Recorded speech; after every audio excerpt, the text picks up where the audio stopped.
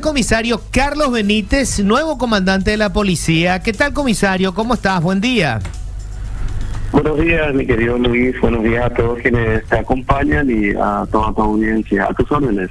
Bueno, esta es una reivindicación que se da con el tiempo, comisario, porque estábamos viendo que en su momento habías hecho vos un informe sobre el caso Cucho, antes de que cayera Cucho, y aparentemente el rigor de tu informe te costó en ese momento el cargo.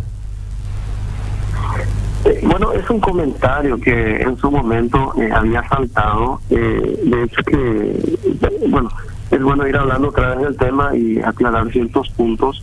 En aquel momento cuando surge esa información, dio la casualidad de que yo estaba ingresando a lo que es el ICEPOL, en este caso la Escuela de Estrategia Policial. Y cuando nosotros como oficiales ingresamos a la Escuela de Estrategia Policial, es el momento en que todos los alumnos quedamos sin cargo, así literalmente sin cargo, quedamos todos, absolutamente todos, a cargo del Instituto de Perfeccionamiento, en este caso la Escuela de Estrategia. Y se dio la casualidad de que en aquel tiempo había faltado, digamos, ciertas informaciones que eran informaciones incipientes que estaban trabajando las personas de la oficina, y en ese mismo momento se dio mi salida de ese sitio, pero ingresando a lo que es la Escuela de Estrategia Policial. Entonces ha ido, digamos, con el tiempo la disyuntiva de que si es producto de ese informe o es simplemente porque había ingresado al Instituto de Enseñanza. Entonces hubo esa cuestión, hubo esa discusión en su momento. Claro, nunca lo sabremos, fue una coincidencia, digamos, coincidieron las situaciones. Sí, totalmente. Yo estaba ingresando a lo que es la Escuela de Estrategia, y por el reglamento que tenemos, todos los alumnos automáticamente quedamos, como coloquialmente decimos, sin cargo. Ya. Todos a cargo del Instituto de Enseñanza. Correcto. Bueno, Carlos, te toca probablemente enfrentar uno de los problemas más graves, el drama de la inseguridad. Contame cuál es tu visión de qué es lo que hay que hacer desde la policía. ¿Cuáles son, digamos, las situaciones más graves y qué tendría que hacer desde la policía? ¿Qué tendrían que hacer desde la policía? Sí. Bueno, lo que vemos como un problema más acuciante, y es de público conocimiento, no estoy descubriendo la rueda con esto, es el incremento en cuanto al consumo de estupefacientes y el microtráfico. Cuando hablamos de consumo de estupefacientes, es más o menos digo, como una ecuación de que tenemos a estos consumidores que en la mayoría, no en todos los casos, pero en gran parte, están vinculados a la ocurrencia de los hechos punibles que ocurren particularmente aquí en Asunción y en Central, porque de acuerdo a los avances y de acuerdo a la progresión de la cantidad de consumidores, esto se ha ido elevando considerablemente con el transcurrir del tiempo, y la franja etaria ha disminuido considerablemente en cuanto a lo que es en Asunción y en Central.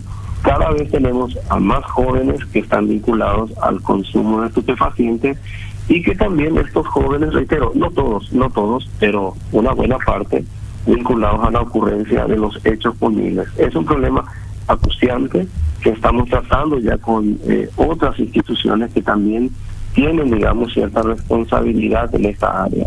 Entonces, nosotros tratamos el problema de forma que tiene que ver con nuestro procedimiento de aprehensiones, detenciones, localización de personas o allanamientos, pero también lo que en esta fase lo que queremos hacer es aportar y buscar, digamos, el origen de esto, de dónde comienza, de dónde viene. Lo que queremos aportar un poco lo que es el problema de fondo, pero cuando hablamos de cuestiones un poco más críticas, hablamos del consumo de estupefacientes y la relación de esto con la ocurrencia de hechos punibles tanto en Asunción como en Central.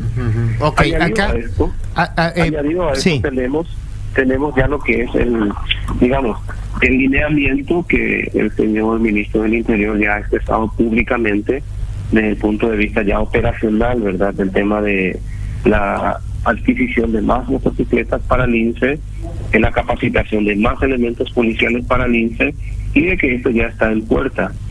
La adquisición de las motocicletas me habían informado de que está bien avanzada, de que son motocicletas otra vez de gran cilindrada que no tenemos en el país, que necesariamente van a ser importadas, y mientras tanto nosotros nos dedicamos a buscar de manera progresiva también, por un lado, doblegar, y como dijo el señor ministro en algún momento, buscar inclusive triplicar esa cantidad. Vemos de que cuando nosotros estamos haciendo una persecución en una camioneta patrullera o en un automóvil patrullero, las motocicletas que ellos utilizan obviamente son mucho más ágiles, son mucho más versátiles. Entonces, esa pelea, entre comillas, esa lucha es bastante asimétrica y necesitamos más motocicletas para eso. A ver, esta primera cuestión entonces, Carlos, que me parece muy importante tu análisis, el grueso del problema de la inseguridad ciudadana urbana está vinculado con la adicción. O sea, son adictos que delinquen para poder conseguirse la siguiente dosis. Exacto. Es por eso que aclaro otra vez, para aclarar un poquito nada más el concepto.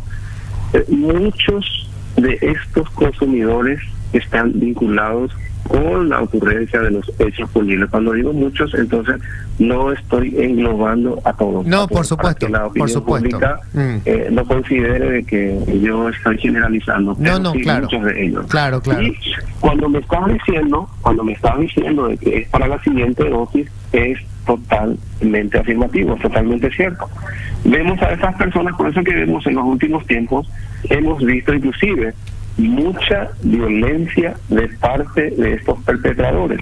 Porque ¿qué es lo que pasa? Llega el momento en que no consiguen para la siguiente dosis, buscan en la vía pública, y al no encontrar oportunidad o personas, el estado de ansiedad o de nerviosismo aumenta ante la falta de su dosis. Entonces, llega un momento en que esta persona colapsa y el estado de nerviosismo lo domina. Y vemos de que en algunos casos en que simplemente, no por subestimar o desestimar, sino para hacer una comparación en la parte económica legal, simplemente para llevarse, o una cartera o un celular, aplican mucha violencia, algunos con arma blanca y algunos con arma de fuego. Entonces, es totalmente diferente al perpetrador que no es consumidor, que muchas veces simple y sencillamente amenazan o esgrimen un arma y llevan la pertenencia. Pero estas personas que son consumidores están en otro estado totalmente diferente y que se convierten en un peligro potencial para la ciudadanía. Ahora, comisario, cuando vos planteas esto que me parece demasiado importante, ¿verdad? El problema de la adicción como una de las causas más importantes de esa inseguridad urbana, esto tiene dos partes. Hay una cuestión de salud pública, obviamente, pero hay una cuestión que tiene que ver con quién les consigue las dosis. Y estamos hablando sobre todo de crack, ¿verdad? Estamos hablando principalmente de crack. Entonces, el crack aparentemente se convirtió en moneda de cambio para el gran negocio de la droga. O sea, para pagar, digamos, a los que les movilizan la mercadería, se les paga con el crack, que es básicamente el bagazo, digamos, del procesamiento de la cocaína. Entonces ahí, digamos, está el otro problema, que es los grandes, la gran organización de los narcos, ¿verdad? Cuyo subproducto es este reparto del crack que termina con todos estos adictos, que terminan muchos de ellos siendo delincuentes. Exacto, es lo que ocurre, es exactamente como acabas de describir, y hemos observado esto a través de las operaciones que ha llevado adelante, por un lado, CENAT en el área de microtráfico, y también nuestro departamento de antinarcóticos, que también trabaja en el área de microtráfico.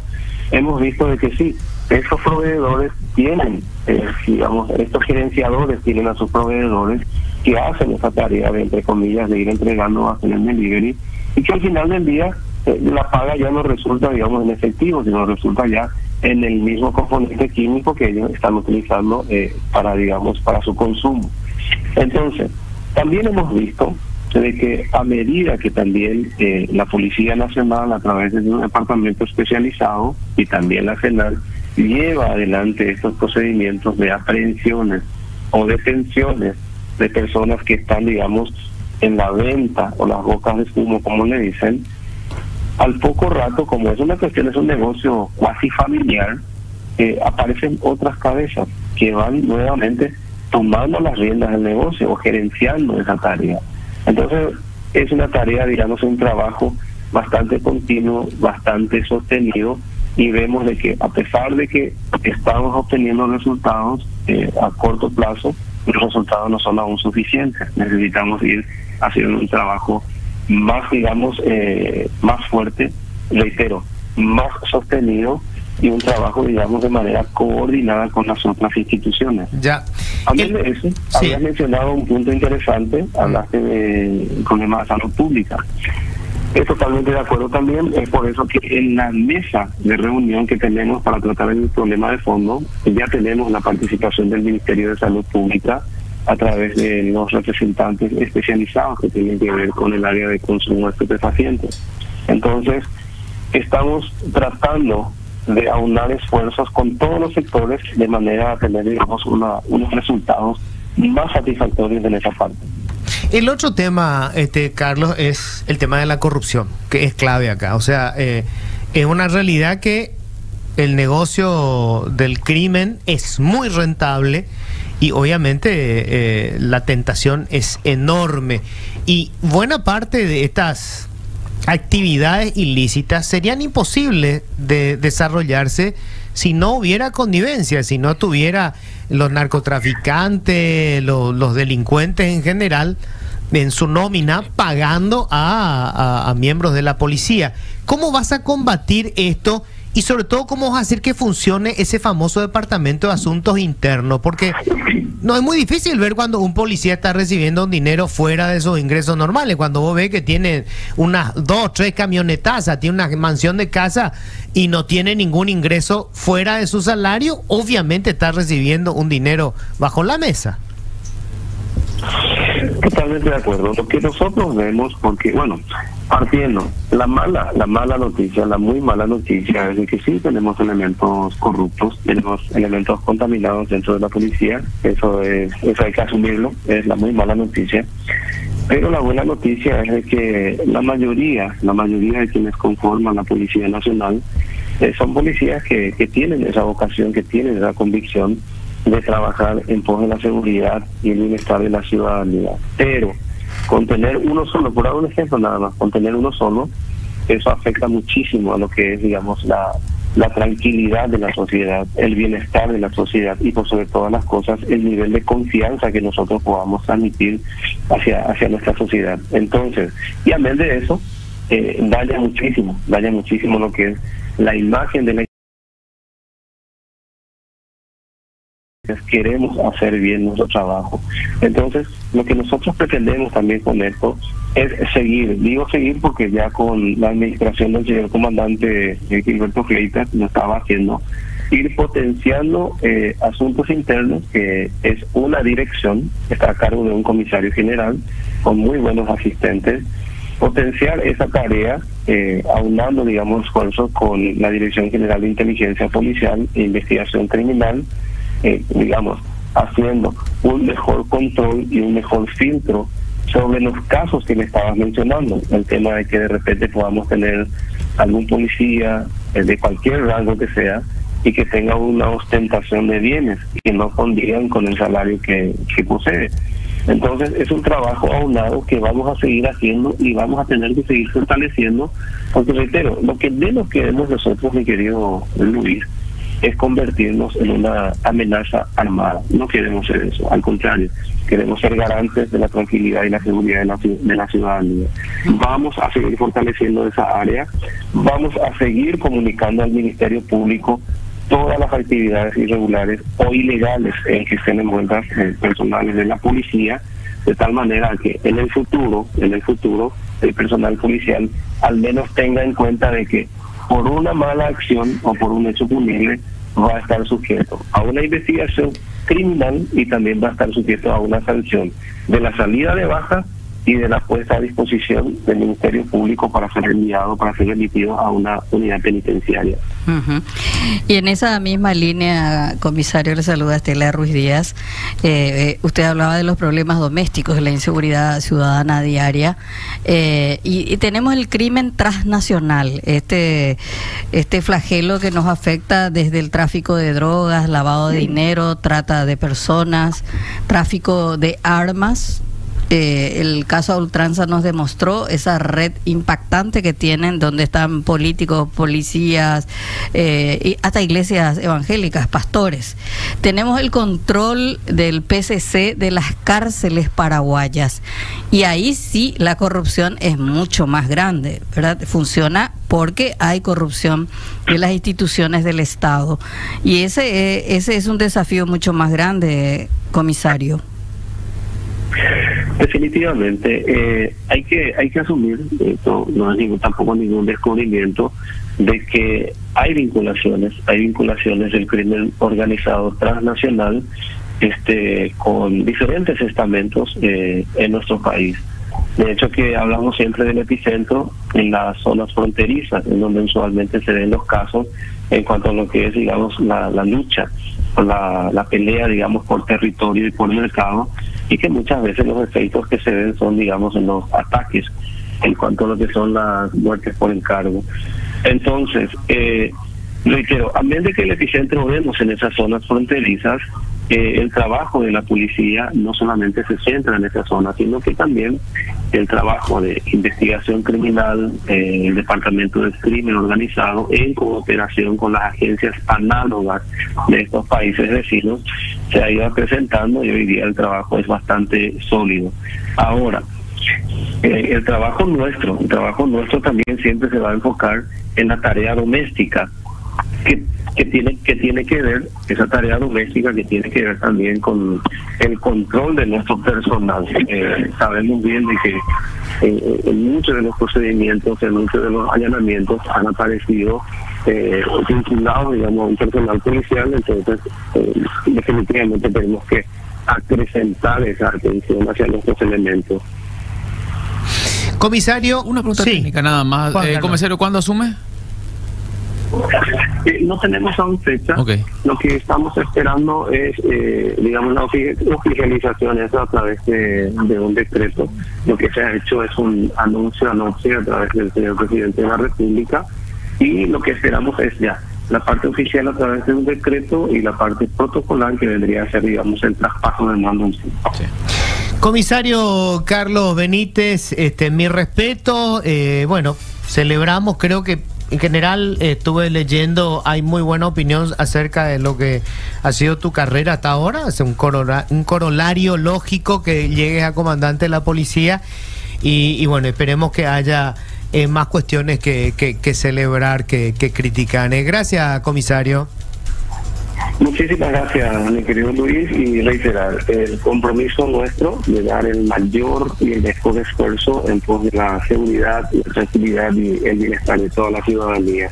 Muchísimas gracias por el tiempo. Un abrazo.